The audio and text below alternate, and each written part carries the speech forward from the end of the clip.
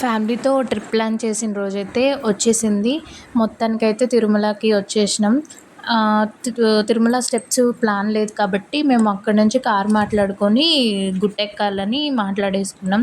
కాకపోతే అక్కడ bag checkup చేశారనమాట. మొత్తం బ్యాగ్స్ చెకప్ చేసుకున్న తర్వాతే పైకి ఎలో చేస్తున్నారు. చెకప్ చేపించుకొని ఆ కార్ ఎక్కి మళ్ళీ గుట్టెక్కుతున్నాము. చాలా పీస్‌ఫుల్‌గా ఉంది. చాలా బావుంది.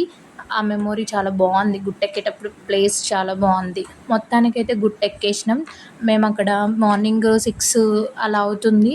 ఆ టైంలో అక్కడ బ్రష్ చేసుకొని, అక్కడ రూమ్ కోసం ఆహ్, క్యూలో నిల్చొని టికెట్ తీసుకొని చాయ్ తాగుతున్నాం. అందరం కలిసి చాయ్ తాగి బ్రష్ చేసుకొని రూమ్‌కెళ్దామని వెళ్ళినాం. వెళ్ళాక అక్కడ ఫ్రెష్ అయ్యి రెడీ అయినాం.